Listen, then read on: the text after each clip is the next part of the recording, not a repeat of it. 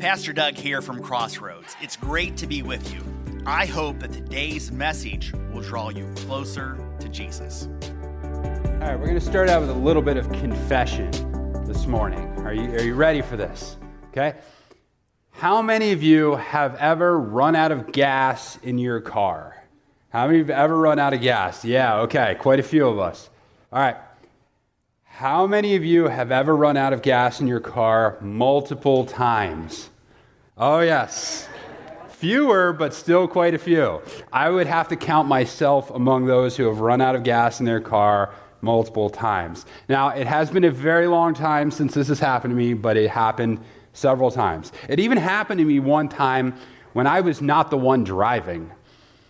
I was at work and I had to drop off a work vehicle at the repair shop. And so a friend of mine came in the work van to pick me up. And we're driving on the highway back to our warehouse. And kind of, right in between exits, we hear the clunk, clunk, clunk, clunk, clunk of the engine. And we're like, uh-oh, we have a problem. So we pull off to the side of the road and we're talking. We're like, it kind of sounds like we ran out of gas. So we look over at the gauge, and the gauge is at a quarter tank. We're like, what is going on? This doesn't seem right. So we're trying all sorts of stuff. We can't get the engine started. So finally we call the warehouse, and we're like, something's wrong. We think maybe we ran out of gas. And it took them like an hour to have somebody to send there, go get gas, come find us on the highway, and pick us up. Lo and behold, the gas gauge was broken. The gas gauge is broken. It never went below a quarter of a tank. So once the thing hit a quarter of a tank, I guess you were supposed to just kind of intuit how much gas was left in the tank. In fact, I think my friend got in trouble because she was supposed to have kept track of this in some way, shape, or form. I don't know. But I was thinking about this concept. Like, it is not that hard to accidentally run out of gas, is it? Like, it's just something that can happen to you accidentally. Through not much effort or thought on your own, you can run out of gas. In fact, it takes the exact opposite. It takes intention to not run out of gas. You have to actively do something in order to make sure that you don't run out of gas. Now, there are some things in life that can just kind of happen to us, that can happen to you accidentally, or that can happen to you through little to no effort of your own. And then there are some things that just can't happen without a level of intention. Here's what I mean. You can accidentally gain some weight, can't you? All you have to do is not pay attention to anything you eat, not move around, not get exercise, any of those type of things, and it happens. You may not even be trying to it. On the other hand, you can't accidentally end up with six-pack abs, can you? It just doesn't happen. You don't wake up one morning, you look down, hey, all right, I got abs. You don't wake up one morning and realize, hey, I'm feeling strong. I think I have a marathon in me this morning. It doesn't happen. You can't do that accidentally. We can accidentally have poor dental health. We can accidentally say something dumb. We can accidentally have a messy house. However, we can't accidentally learn a new language. We can't accidentally be an encouraging person. We can't accidentally have a good marriage. We can't accidentally eat healthy. All of those things require intentionality. And I was thinking about this whole idea of accidental versus intentional around our topic for this morning, and that's community, the relationships we have with one another. And there's a very interesting section of Scripture in Hebrews chapter 10. And it starts in verse 24, and it says, "Let us consider how we may spur one another on towards love and good deeds, not giving up meeting together as some are in the habit of doing, but encouraging one another." Now, the key piece of this particular passage is this phrase in the middle, not giving up meeting together as some are in the habit of doing. See, the author of Hebrews was realizing that there's a group of people who had not been connecting in community. They had not been in relationships with their fellow believers. And so the author felt it necessary to tell the people, don't do this. You need to be in relationships. You need to be in community. And whatever the reasons were for the Hebrews, I don't think we have to dig very highly into the relationship statistics and the church attendance statistics today to realize that this is still a very relevant exhortation about not giving up being in relationships with one another. So as I was thinking about this, I often thought about this passage from the standpoint of these people who were not connecting. I thought about it as they were making an intentional choice. They were choosing not to be in a relationship for whatever reason. They were choosing it on purpose. Today people choose not to go to church or choose not to be in relationships. And there probably is some of that. But I think there's also something else going on. There's something else happening here that I think we should dive into a little bit to discuss. What if people ended up in the habit of not being in community accidentally? What if it happened accidentally through little effort of their own? Here's a contention for you. Being in community used to be significantly easier. It used to be easier to have some or even a large degree of accidental community. Society and life in general was just much more conducive to those type of relationships. Relationships and community required less effort. Now, author and speaker John Acuff says this. He says, "You don't have to work hard to build community 20 years ago because life naturally provided it. You ran into neighbors at the grocery store. You interacted with a dozen coworkers in the break room. You knew the manager of your local restaurant because you came in at least a few times a year for an hour-long meal with your family. You saw the same people at the 6 a.m. aerobics class, and if you missed a few times, they may even reach out to you." But something has changed, hasn't it? Now, especially if you're my age or older, you've seen this. You've experienced the change and the difference. Even if you're on the younger side, over the last few years, you've seen a major acceleration in the loss of accidental community. For many of us, accidental community, that community that doesn't require a whole lot of effort to be in, has become harder and harder and harder. And there's a wide variety of reasons why this is true, but I want to focus specifically on two reasons. One of them is stage of life combined with our changing world, and the other one is convenience technology. So let's look at stage of life first. Now, make no mistake about it, stage of life has played a big role in decreasing our levels of accidental community, especially when you combine it with how much our culture and our world has changed. Let me give you some examples from my own life. I lived on a college dorm in campus. You cannot get a more rich accidental community environment than living on a college campus. In fact, you have to work very, very hard not to have community when you live on a college campus. Now, post-college, it gets a little bit more difficult. You don't accidentally run to people as easy. But all it took for me was a simple text on a Friday to friends, and I had something to do and people to hang out with. And then comes marriage, and it gets a little bit harder. And then comes kids. And now all of a sudden, we're not talking about a text message on a Friday. You're talking about trying to communicate with people and plan things weeks or months in advance. The whole time, because of stage of life, it gets more difficult and more difficult and more difficult. Let me give you a very specific example. For a couple years, I was doing a CrossFit gym. And CrossFit is a highly community form of working out. You're working out in groups, you're working out with people, you're getting to know the people around you, you're getting to know your trainers, you're interacting with these people several times a week. And I would often run into them in Target, in a restaurant, all those type of things. In fact, I got to know one of my trainers pretty well. Turns out his wife, I used to work with her at another job. They live in Mount Joy. He's actually, I think he's on like the borough council or something for Mount Joy. They run a small business. In fact, through getting to know them and the connections with them, we use the candles from their small business in our guest gifts. If you're new this morning, come out and get one. You should. But I used to have that regular interaction with them. But then we had a kid.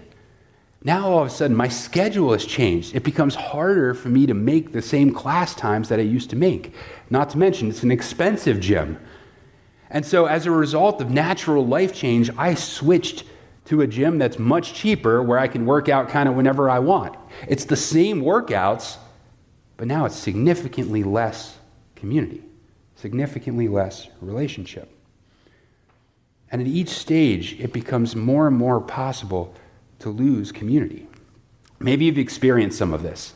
If you have small kids, anytime you want to do something, childcare becomes really relevant. If you have older kids or teens, there's homework that needs to be done. There's sports that need to be done. There's school activities. And this is one of the things where world change and culture changes really came out. When I was younger, sports had an off season.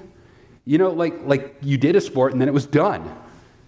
And that's not really the case anymore, is it? On top of which, you didn't need 300 school activities to be relevant to have scholarships that you needed to get into college. Or maybe you're in the empty nest stage and you're finding out that many of your relationships were driven through your kids' school connections and the connections you made with other parents. Or maybe you've just entered into retirement and you're starting to realize how many of your social connections were through your job. Maybe you've moved to a brand new area. Maybe you've experienced tremendous life change, like a separation, a divorce, getting married, some other drastic change, moving from an office to working at home. Make no mistake, every stage of life comes with a changing world that can affect the community that you have. And the second thing that really kind of hurts our relational connection is technology, specifically convenience technology. It has done a tremendous job on a lot of different things, but it has also decreased the amount of accidental community that we have. Think about it. Self-checkout at convenience stores and grocery stores. I don't know, some of you like it and some of you don't. I kind of like it because it gets me through much more efficiently. However, those are conversations we don't have anymore. Maybe we encountered the checkout clerk who was obviously having a bad day that we could give a little word of encouragement to. Or just that little connection with another human being while they're packing your bags. Online classes and online church, it's awesome. It helps us take our classes or watch a service when we're anywhere in the country. It's amazing. It's so cool. But we miss out on those conversations in the hallways, before and after. All of those type of things that we ordinarily got that we don't necessarily get when we engage in those ways. Even something like Netflix or whatever your favorite streaming service is, you used to actually have to go to a store, to Blockbuster or something, to rent a movie. And maybe you connected with the store employee, or maybe you just had conversation around what to watch. Frankly, it's a better way to pick out a movie.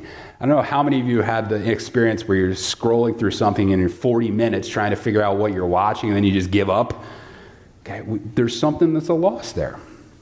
And there are many, many such examples and experiences in our life. Now, each one of these technologies, and we're going to talk a lot more about tech in the next few weeks, but each one of these things, while not bad in and of itself, there's a little bit of a loss of community with some of these. And one or two may not make a big difference, but what happens when it's 20 and 30 and 40? How much community have we lost? How many interactions have we lost? Now, this has only accelerated since the pandemic. The stats kind of seem to say that trends through the pandemic accelerated 10 years. So trends that were already starting, that would have taken place slowly over the next decade, all got dumped on us all at one time. And we haven't really had a chance to adjust. In fact, in looking at everything, and everything that's happened to us with stage of life, with the world changing around us, with tech, John Acuff said this. It's a really short quote, but I think it's really profound. He said this: accidental community is over. The future is intentional. just haven't realized it yet. We just haven't realized it yet. Anytime our life changes, that changes what our community looks like. Anytime technology comes into place, that changes what our community looks like. Every time the world changes, it changes our community. And sometimes we don't realize it right away. Sometimes it takes us a while to figure it out and to adjust. It's happening to us both subtly and extremely fast. And everything around us is pushing us away from community. And as a result, many people, without ever really intending it, have found themselves accidentally isolated. Accidentally isolated. They didn't set out to be isolated. It wasn't a conscious decision, but lives, technology, culture pushed us in the direction of isolation. Like running out of gas in our car without ever realizing that we found ourselves alone and stranded as individuals, as families, as couples. And we look around and we say, you know what? We used to be so connected. We used to have relationships. We used to have friendships. We used to have people who took care of us and who we looked out for. But more and more of us are accidentally isolated. So when I look back at that Hebrews 10 passage, not giving up meeting together, I'm wondering, maybe they didn't necessarily choose intentionally to stop connecting, to stop being in relationships, to stop meeting together. Maybe sometimes it happened to them by accident.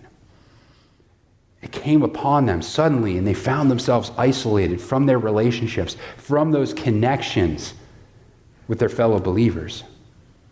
And I think that's what happened to many of us in society in general and in the church today. Isolation can have a devastating effect on our physical, mental, and spiritual health. And one of the reasons for that is that we were not designed for isolation. We were not designed to be alone. And this is clearly apparent right from the beginning of the Bible. In Genesis chapter 2, after God has created everything, after God has created Adam, he gives him the assignment to name the animals. And then he sees everything else has someone like it. And as he's thinking about this and reflecting on this, God makes this comment. God makes this statement. The Lord God said, "It is not good for man to be alone. I will make a helper suitable for him." Now, keep in mind, this was pre-fall. This was before sin. The need for relationships, the need for community is not a flaw. It is part of our design. It is how God created us. We are designed for a relationship with God, but we are also designed for relationships with each other, for community. We are designed for community, which is why accidental isolation is so harmful for us. So how do we change that? How do we make a difference? How do we change that? Let's revisit that John Acuff quote. Accidental community is over. The future is intentional. The future is intentional. So what we have to do is we have to realize that accidental community is not just going to happen to us. We are not going to luck into good relationships. We are not going to luck into community. We have to be intentional about pursuing it. We have two choices. We can isolate or we can congregate. Community has to be intentional. And this is the pattern we see all throughout the New Testament. Let's look at Mark chapter 3 and the example of Jesus. Jesus went up on a mountainside and called to him those he wanted, and they came to him, and he appointed 12 that they might be with him. Now, Jesus had a mission, and Jesus had a purpose for these guys, but Jesus chose to do life with them. He chose to intentionally be in community, in relationships with other people. I mean, think about it. He could have just come down, issued a bunch of edicts, written out a whole bunch of statements and say, hey, follow this. But that's not what he did. He chose to spend 3 years living in a community with other people, with believers, and training them and teaching them and being in relationships. Paul's another example. Acts chapter 18.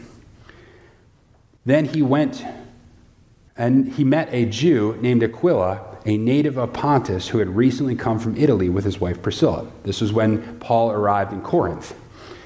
He stayed and worked with them.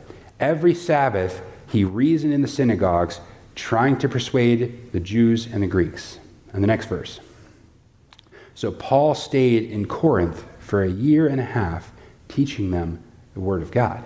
So Paul travels to a new city, and one of the first things he does is he makes connections in that city. He meets people, he stays with them, he builds relationships. He's in the church on a regular basis, arguing for the faith, and he stays and invests in that community for a year and a half. Part of his mission was relationships. So each one of us, as families, as individuals, we need to be intentional about pursuing community, and it won't happen for us accidentally. That's why I'm asking each and every one of us today to be intentional about deciding to pursue community. But we can't just leave it there, can we? And there's a reason for that. There's a problem with intentions, isn't there? And the problem with intentions is that we don't often follow through with them, do we? I mean, how many of you have a treadmill that looks like this? Pretty sure that's not what the intention for that piece of equipment is. Or you really, really had an intention to clean the basement, and it looks like this. Or maybe you started that home renovation project. It was going to be amazing, and months later, it still looks like this. Our intentions don't always work out how they want them to. Without action, our good intentions end up becoming accidental failures. And we don't want that to happen. So it's important that we take our intentions and we put them into specific action. And that's part of our discipleship process at Crossroads. We have a process called Worship, Serve, Connect. We think being intentional about relationship is so important. It's right there in our discipleship process. We want each and every one of you to turn intention and community into action. And so we thought what we do is we have to work out specific ways. We want to give you on-ramps. We want to make it as easy as possible for you to try and build relationships and get into community. And one of the ways we do that as a church is through our community groups. It's not the only way to connect, but it's a really, really great option.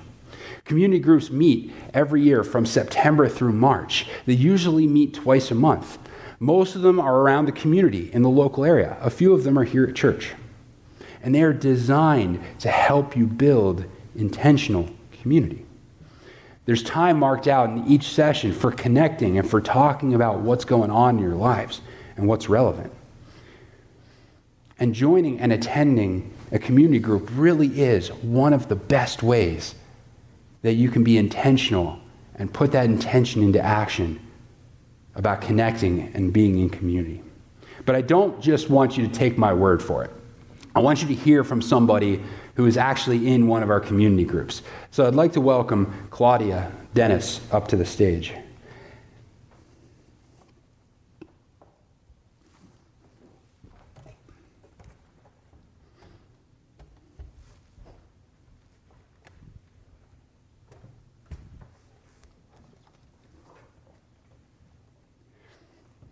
Thanks for being here, Claudia. Thank you for having me. Good morning, everybody. Just briefly, tell us how long you've been at Crossroads. I've been here for a year, and I came here looking for community. Yeah. So along those lines, get a little bit more into that. What made you want to sign up for a community group and take that step? So I work from home, so I lost my social life.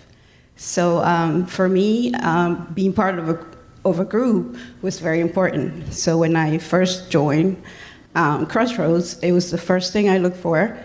And I connected with Barb Heinley.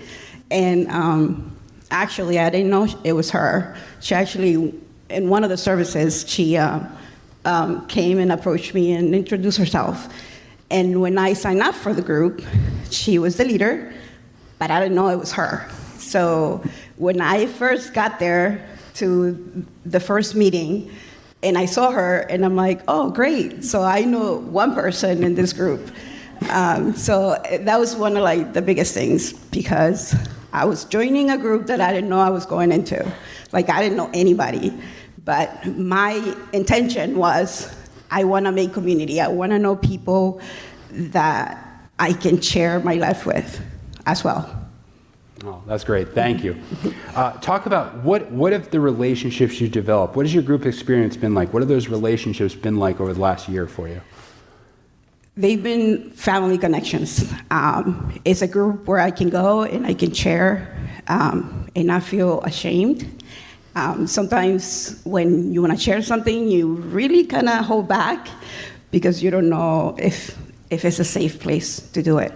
But the group that I am in actually has given me that. They are my family, and I love them all. And going to the group twice a month is a commitment that I have, and I go every time, and sometimes life happens and I can't make it, but I make sure I'm there. Yeah, that's great. That's great. So what would you say, as someone who's gone through this last year, what would you say to someone who's not sure about a community group, or not sure about coming in somewhere new or different, or even taking that step to sign up? What would your advice be? To me is, if you don't do it, you would never know. So why not just go and try it? And you will find a group of people that actually care for you, love you, and will guide you to learn about Jesus and other things. So I always want everyone to come to our group. Every time I meet somebody, it's like, come to my group. Because I just think that we all need people in our lives. Excellent. Thank you very much, Claudia. I Thank you for having me. Joining us. Yep.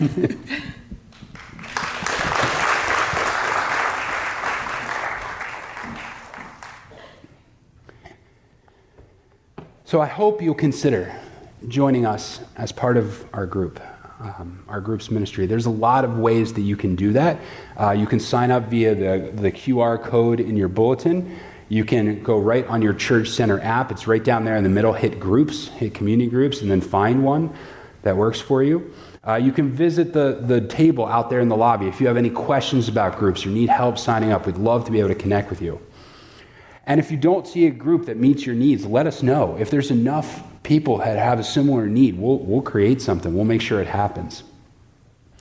And whether you're just going to be joining a group, or whether your group has already meeting, and whether you're already in a group, there's a lot of things you can do to make sure you're still in community. There's a few actions that you can take that will really, really help you. One is to make your group a priority. Whether you're just signing up or whether this is your 10th year in groups, make your group a priority. Show up regularly. Block it off on your calendar. That way nothing else can come in and creep in on your time. And give it your time. Relationships take time. If you are brand new in a group, it's going to take time to get to know people. And even if you're a group that's been meeting for a little bit, the depth of relationships can take a little bit of time. So give it some time. Also participate. Show yourself. Give yourself over to your group. Tell them what's going on in your lives. Listen as people share. It's really going to help you connect with others if you're willing to participate. Answer questions during discussion time. Spend time getting to know others, both inside the group and outside of the group. If you're willing to do that, you will experience community. And you never know, if you're already in a group, you never know when you can be the one who's going to help somebody connect in community. So I would be very much encouraging, whether you're in a group or whether you're thinking about joining, make group a priority for you this year so that you can connect in community. Now, if you want to respond today, there's a couple ways you can respond. One is to say, I will commit to being intentional about community. That's like the baseline step. Say, you know what, I need to be intentional about being in community, whatever that looks like for you. Secondly, if you're wanting to turn that level of intention into action, there's several ways you can do it. You can sign up for a group. You can make a group a priority. Commit to making your group a priority this year. Or just say, you know what, this year I'm going to do a better job of participating within the life of the group. So go ahead and fill out that at the bottom of your connection card on the back of your bulletin. We'd love to be able to be praying for you this week as you consider joining a group or as you consider how you can better participate in your group this year. Thanks again for listening. Any step you take towards Jesus is a step in the right direction. You can find out more about us at crbic.org. That's crbic.org.